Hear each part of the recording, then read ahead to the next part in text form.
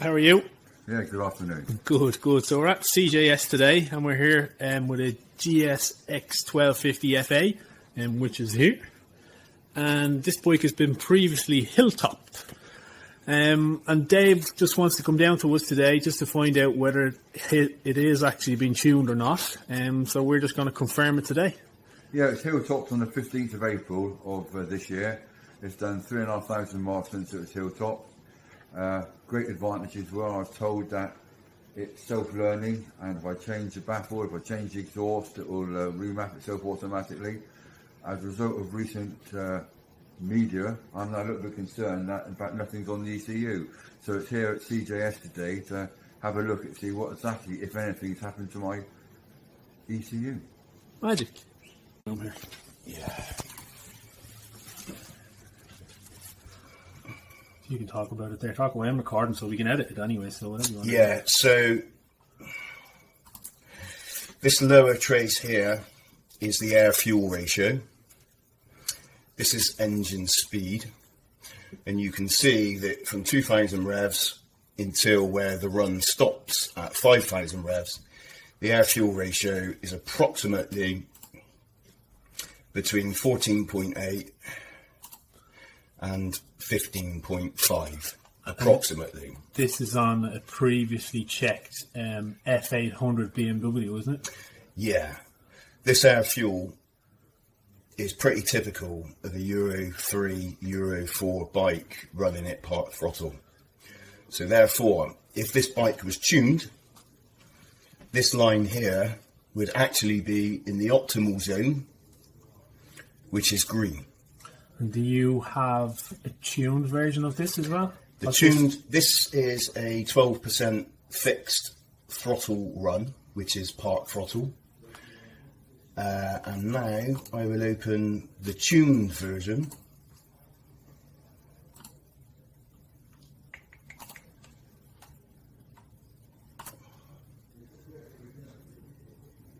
And you can see on the tuned version that the air fuel is now in the tuned optimal range, and you can see that the power has picked up substantially and become quite linear as well.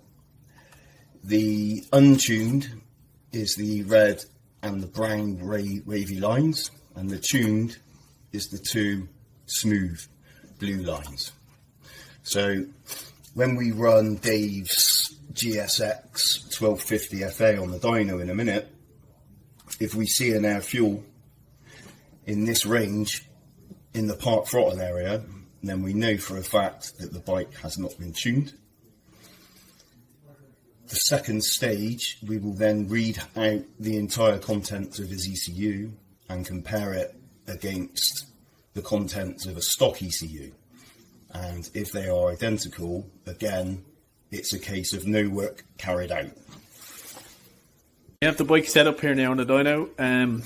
We've got the lambda sensor in the exhaust of the bike. We have also set up the throttle positions via the Suzuki SDS. We've just marked it on the twist grip here just for ease of sampling, and we'll do a video on that now in a minute.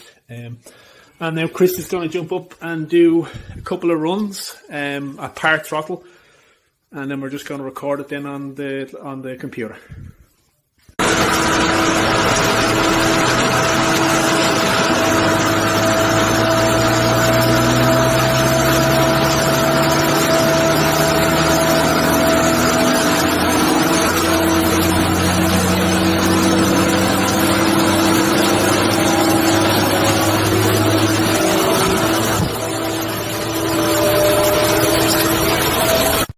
So we've just done our throttle position mappings.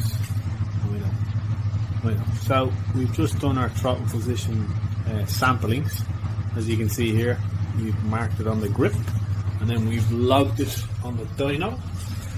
And the first run that we see here is 12.5 degrees.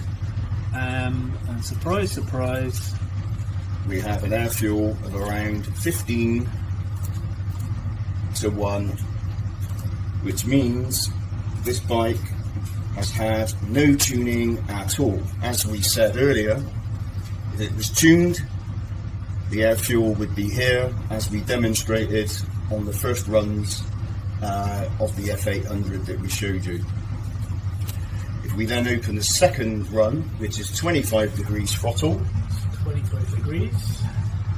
again you will see we are averaging between 14.9, 15.5, all the way until 4,500 RPM.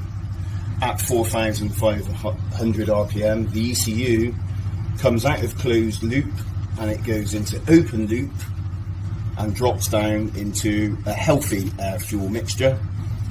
This is totally typical of a standard Euro 3, Euro 4 bike.